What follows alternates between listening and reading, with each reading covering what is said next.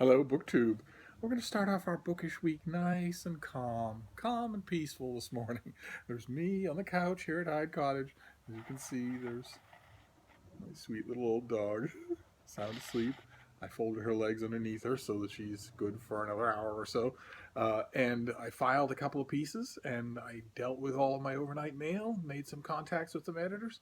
And at one point, when I was one point when I was walking across the room, I heard the doorbell. First thing in the morning. And I thought, well, I'm up. I might as well go and answer it. And even though I tend not to, because, solicitors, door knockers tend to be very annoying. And it never occurred to me that it was the mail because I've trained all of my various mail carriers to just leave stuff. They know I'm going to get packages every day, so don't bother to ring the doorbell and wait for a signature or anything like that. But I was up, so I figured go right ahead. And then I thought, oh wait a minute, you don't have any pants on, so I fixed that. And then I went, and it was a new UPS driver. First thing in the morning, and I'd never seen him before. He'd never seen me before, and he needed my signature on one of those electronic things in order to hand me one package. This thing here is our mail for today, for right now, for the beginning of the day, uh, because I don't really know what more is coming.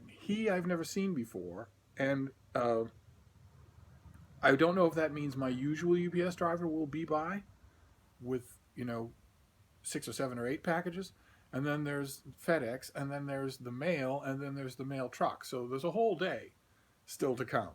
Uh, it was kind of weird though signing for it. I almost wanted to say something to him. I almost wanted to say, "Okay, well, if this is your new route, if you've replaced my old driver, I'm not going to come out here and sign for every package that you deliver. So feel free to just drop everything off here. And if you have something that you're worried about, bring it around to the back of the house and just leave it at the back door. It's no problem at all." I didn't say any of that because it struck me as an anomaly. But it's also a nice, slow way to start off the week, which is good. We're getting close to the end of September, so and I've got a mountain of stuff to do. So I thought we'd just go through this one book uh, and see what we have here. It's pleasingly heavy, so it may be a finished copy of something. Let's see what we have here. Oh, it is. Oh, great. It's a finished copy of Adults in the Room by Yanis Varoufakis, which we saw on this channel before. This is former finance minister for Greece, who wrote a book about the great, what's now called the Great Recession, and a bunch of other things too. This will have all the international cast of characters. But reportedly, from what I'd heard in advance, that international cast of characters is written about in a no holds barred, take no prisoners kind of way, and a very entertaining way.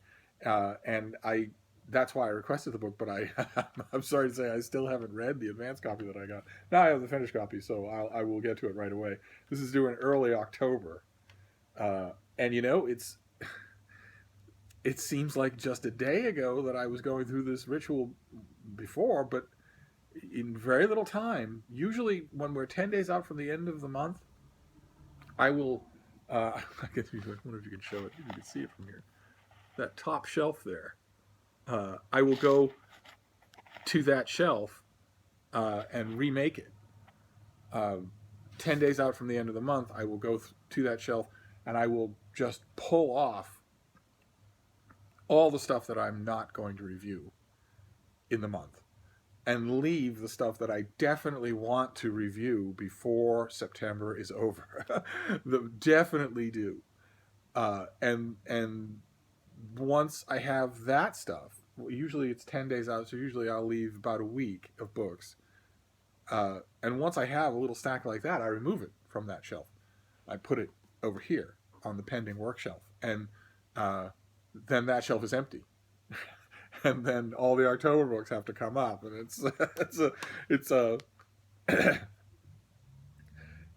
it's a process that feels like it leaps up at me faster every single month. It's incredible for me to believe that September is almost over. But this is great. This is fantastic. I will. I'm now reading overtime for October. So as the autumn season for books is just a bombardment, and I want to keep on top of it. I want to keep on top of it. I'm very hopeful. I'm very optimistic that the sweet little old dog that you saw can live through the rest of the year. I'm very hopeful of that.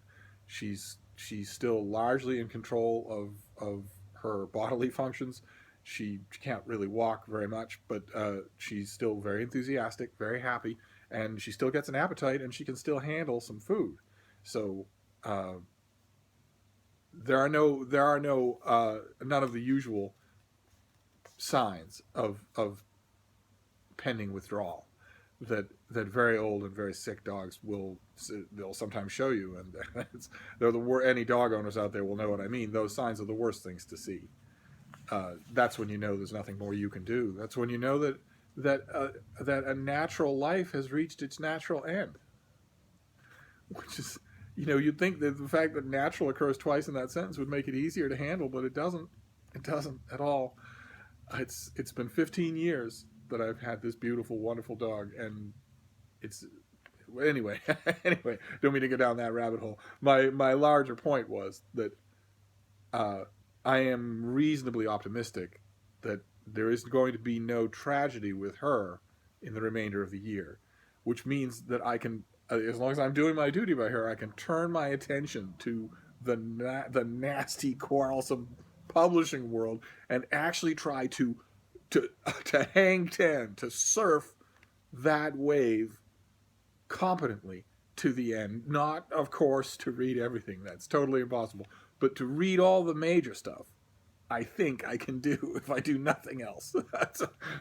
And so October, November, those 2 months are key. December, you're sort of letting go and moving on to the next month. But October and November are the peak, and I want to be ready for it.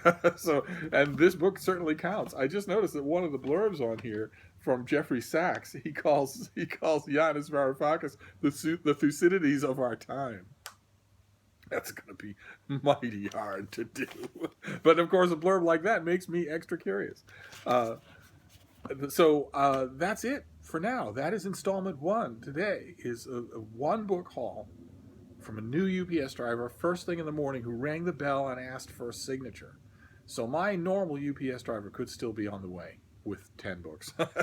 and there's plenty more on top of that. So I'll let you go for now, and I'll be back many times throughout the day. Thank you, BookTube.